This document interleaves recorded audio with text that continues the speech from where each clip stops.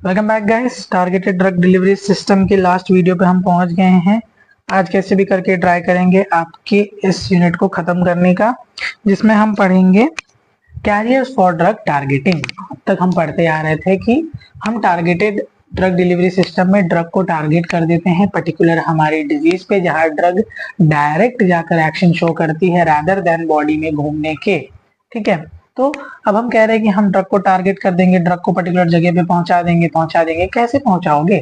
हम पहुंचाएंगे उनको कैरियर्स के द्वारा, मतलब कोई ऐसे चीज जो उनको कैरी करके उनके पर्टिकुलर डेस्टिनेशन तक लेके जाएंगे। ठीक है, जिसमें हम पहला टॉपिक पढ़ेंगे लिपोसोम्स। लिपोसोम्स हमारी मदद करेंगे हमारे ड्रग को कैरी करने के लिए और उनको डिजायर डेस्टिनेशन तक लेके जाने के लिए। ठीक है, तो लिपोसोम्स की बात करें, ये एक ग्रीक वर्ड है जिसमें लिपो का मतलब होता है फैटी और जोमा का मतलब होता है स्ट्रक्चर। इसका मतलब लिपोसोम एक फैटी स्ट्रक्चर होते हैं, ठीक है, जो कि फैट से मिलकर बने होते हैं, फैटी स्ट्रक्चर होते हैं। तो आप नाम से ही पहले बताओगे कि लिपोसोम में लिपो मतलब होता है फैटी और जोमा मतलब होता है स्ट्रक्चर। ठीक है, इसको सबसे पहले डिस्कवर किया गया था 1965 में टी बैंगम द्वारा। ठीक है, अब देखो, लिपोसोम जो रिलेटिवली स्मॉल साइज के होते हैं, मतलब कि 50 नैनोमीटर से लेके 7 माइक्रोमीटर तक डायमीटर में हो सकते हैं। ये स्फेरिकल वेसिकल होते हैं जिसके अंदर एक्वस कोर होता है, जिसके ऊपर एक या दो से ज्यादा फॉस्फोलिपिड की बाय लेयर होती है। जैसे कि ये मैंने ड्रॉ करके रखी है, थोड़ी सी ड्राइंग इग्नोर करो, कॉन्सेप्ट समझो। ठीक है, जैसे एक बॉल होती है ना, बॉल, स्फेरिकल बॉल, उसी हिसाब से ऐसे छोटे छोटे छोटे लिपिड के पार्टिकल्स इमेजिन करो। ठीक है, जो कि पूरा मिल के बॉल को बनाए हो। अभी मैं एक इमेज लगा दूंगा, आप कैप्शन में, कैप्शन नहीं, थंबनेल में देखोगे। ठीक है, देख के आए होगे। तो वैसा वो इमेज होता है, वो बॉल टाइप होता है। और अगर उसको मैं ऐसे कट कर दूंगा तो अंदर जगह रहेगी जिसके अंदर हम अपना ड्रग को फिल करके एंड उसको पूरा ऊपर से ऐसे बंद कर देते हैं। ठीक है, स्फेरिकल बॉल टाइप होता है जिसके ऊपर, इसके ऊपर एक या एक से दो लिपिड की लेयर बनी होती है। ठीक है, लिपिड वन और मोर फॉस्फोलिपिड बायलेयर होती है। इसकी यूनिक एबिलिटी क्या है, इसकी खासियत क्या है, हम इसके अंदर lipophilic as well as hydrophilic compound को बंद कर सकते हैं।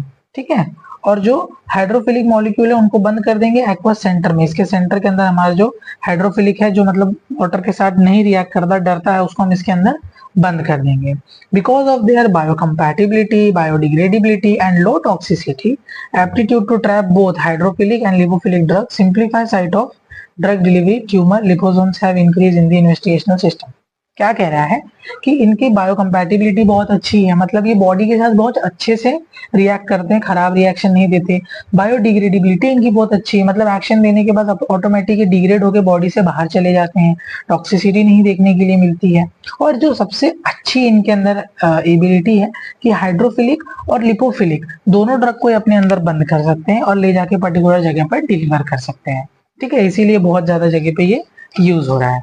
एडवांटेजेस की बात कर लेते हैं। एडवांटेजेस की बात ये है कि ये सूटेबल है हाइड्रोफोबिक कंपाउंड के लिए, जैसे जो वाटर मतलब लविंग नहीं है, जो क्रॉस नहीं कर सकते लिपिड बायलेयर को, उनके लिए भी ये अच्छा है। ठीक है, एंड हाइड्रोफिलिक दोनों के लिए ये अच्छा है। Liposomes can increase the efficacy therapeutic index of the drug, जैसे कि actinomycin D anti fungal drug है, ये ड्रग की एफिकेसी और थेरेप्यूटिक इंडेक्स को ये बढ़ा देता है। स्टेबिलिटी बढ़ जाती है क्योंकि हम ड्रग को एनकैप्सुलेट कर देते हैं तो रिएक्ट करने का चांसेस नहीं मिलता। ठीक है, टारगेटेड ड्रग डिलीवरी के लिए बहुत अच्छा है। लोकलाइज एक्शन देता है पर्टिकुलर टिश्यू पे। सुटेबल होता है एडमिनिस्ट्रेशन वाया वेरियस रूट, हम अलग अलग रूट से इस ड्रग को दे सकते हैं। ठीक है, helps to reduce the exposure to sensitive tissue to toxic drug, अगर कोई ड्रग टॉक्सिक है तो उसकी सेंसिटिविटी को भी ये कम कर देता है। अब जाहिर सी बात है, एडवांटेज होंगे तो कुछ डिसएडवांटेजेस भी जरूर होंगे। क्या है कि अगर एक बार आपने इसको एडमिनिस्टर कर दिया तो इसको निकाल नहीं सकते। ठीक है, पॉसिबिलिटी है डोज डंपिंग की ड्यू टू फॉल्टी एडमिनिस्ट्रेशन, अगर कोई गलत तरीके से इसको लगा देता है तो हो सकता है वो डैमेज हो जाए और किसी पर्टिकुलर जगह पे वो फट के पूरा ड्रग वहीं रिलीज हो जाए। ठीक है, leakage encapsulated drug during storage, जब आप ड्रग को स्टोर करके रखोगे, क्योंकि जैसे एक बलून हो, बलून के अंदर हम वाटर फिल करके उसको रख दें तो चांसेस है ना वो फट सकता है, लीक कर सकता है, वैसे ही इसमें भी चांसेस है कि लीक कर सकता है। सॉल्युबिलिटी लो देखने के लिए मिलती है। ठीक है, क्योंकि दूसरे के अंदर पैक्ड है एंड प्रोडक्शन कॉस्ट डेफिनेटली इसका हाई रहेगा, क्योंकि ऑब्वियसली बात है बनाने के लिए पैसा तो लगेगा ही। ठीक है, क्लासिफिकेशन की बात करें तो देखो इसमें कैसे क्लासिफाई किया है, उनके साइज के हिसाब से और जो उनके ऊपर जितनी लेयर रहेगी ना लिपिड की उसके हिसाब से क्लासिफाई किया है। पहला है MLV, मल्टी लैमिलर लार्ज वेसिकल, इनका साइज इतना माइक्रोन का होता है और इतना सेवरल बायलेयर के होते हैं। फिर OLV, ओलिगो लैमिलर वेसिकल, 0.1 से 1 माइक्रोमीटर में होते हैं, 2 से 10 बायलेयर इनको सराउंड की होती है। ठीक है, लार्ज इंटरनल वॉल्यूम होता है। यूनिलैमिलर वेसिकल ऑल साइज रेंज में आते हैं, SUV गाड़ी वाला नहीं। स्मॉल यूनिलैमिलर वेसिकल जिसमें सिंगल लिपिड की बायलर रहती है, सिंगल ऐसे। ठीक है, और MUV मीडियम यूनिलैमिलर वेसिकल। अब बात कर लेते हैं एप्लीकेशंस की। देखो लिपोसोम बहुत सारी चीजों में यूज होता है। पहला है कैंसर की कीमोथेरेपी में। ठीक है, liposome successfully anti cancer drug को एंट्रैप कर लेते हैं और उसके बाद सर्कुलेशन में प्रोटेक्ट करते हुए वहां जाके एक्शन को डिलीवर कर देते हैं। ठीक है, liposome carry as an oral treatment, जो ओरल ट्रीटमेंट में अगर आपको देना है, स्टेरॉइड यूज किए जाते हैं अर्थराइटिस के लिए। ठीक है, लार्ज MLV में। Alteration in blood glucose level in diabetic animals were obtain by oral administration of liposomal encapsulated insulin. अगर आपको ब्लड ग्लूकोज लेवल के अल्टरेशन देखने हैं तो वो देखने के लिए मिलते हैं हमारे डायबिटिक एनिमल्स में, जब हम लोग लिपोसोम के एनकैप्सुलेटेड इंसुलिन देते हैं तब। अब बात करते हैं लिपोसोम।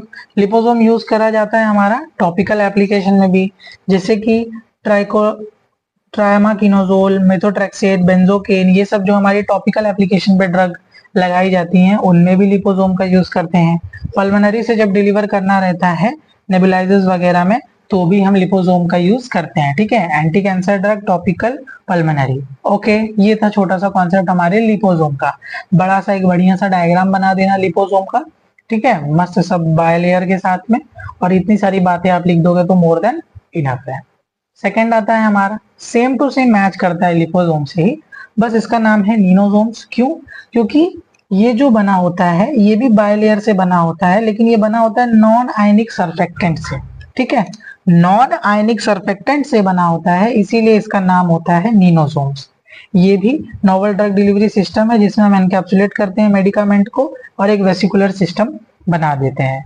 नीनोसोम जो होते हैं बहुत स्मॉल इन साइज होते हैं, माइक्रोस्कोपिक इन साइज होते हैं, नैनोमेट्रिक स्केल पे, इसीलिए इनका नाम नैनोसोम में नीनोसोम भी होता है। ठीक है, ऑल्दो स्ट्रक्चरली सिमिलर होते हैं लिपोसोम्स के, लेकिन कुछ इसके एडवांटेजेस हैं ओवर देम। ठीक है, कुछ एडवांटेजेस है, क्या है ये देखो नीचे यहाँ लिखा हुआ है। पहला है कि vesicle act as a depot releasing drug in a control manner.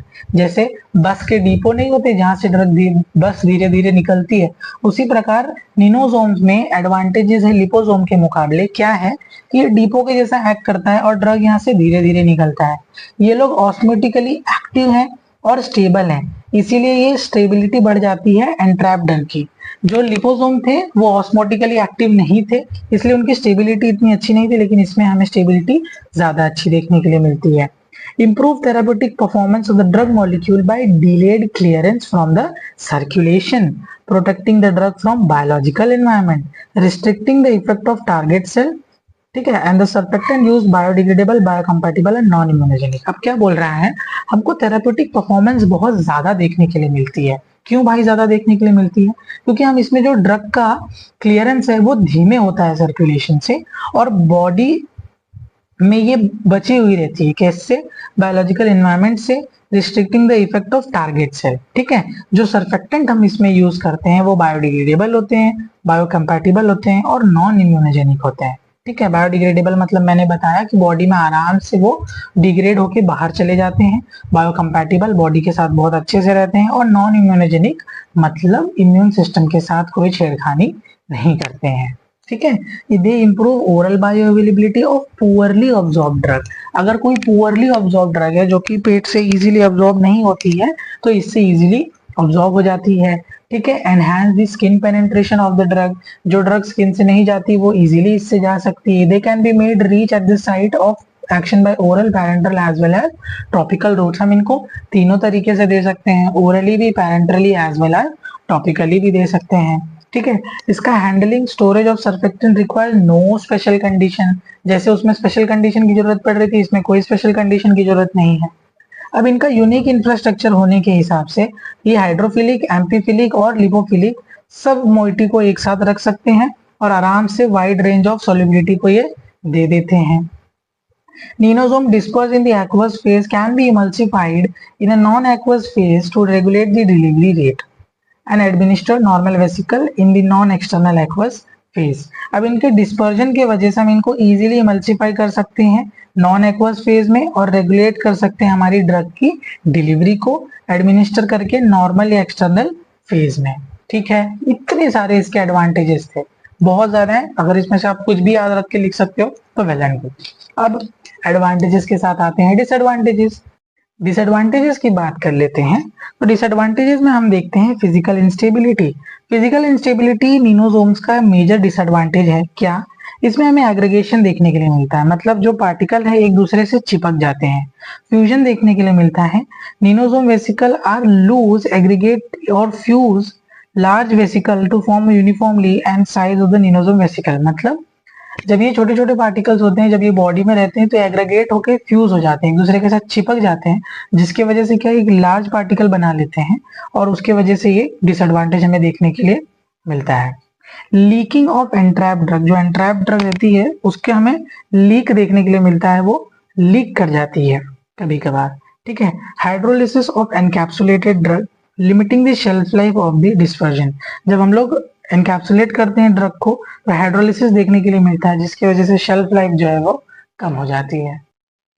अब बात कर लेते हैं कुछ एप्लीकेशंस की निनोसोम्स की। निनोसोम्स का एप्लीकेशन इसमें बहुत सारा डिटेल और डेप्थ में लिखा है, आप इसको सिंपलीफाई करके लिख सकते हो। पहला, ड्रग टारगेटिंग। जब हमको ड्रग टारगेट करनी रहती है तो हम निनोसोम्स का यूज करते हैं। इसमें क्या लिखा है कि जब हम इसको देते हैं तो ड्रग को ये टारगेट करता है रेटिकुलो एंडोथेलियल सिस्टम को, जिससे कि ये इजीली अपटेक कर लिया जाता है इस सिस्टम के द्वारा और बॉडी में घूम के वो पर्टिकुलर जगह पे जाके टारगेट करके एक्शन शो कर देता है। मेजरली अगर लीवर या स्प्लीन में आपको कोई प्रॉब्लम है तो ये सिस्टम उसको ऑब्जॉर्व करके इजीली एक्शन शो कर देता है। दूसरा है एंटी नियोप्लास्टिक ट्रीटमेंट। अगर हमें कैंसर की ड्रग जब देनी होती है, ये सिस्टम के लिए इसको बनाया ही गया था। तो most of the anti neoplastic drug में क्या रहता है, साइड इफेक्ट देखने के लिए मिलता है। निनोसोम्स क्या करता है, उनके मेटाबॉलिज्म को अल्टर कर देता है, प्रोलॉन्ग कर देता है सर्कुलेशन को, हाफ लाइफ को, जिसकी वजह से साइड इफेक्ट जो ड्रग का कम देखने के लिए मिलता है।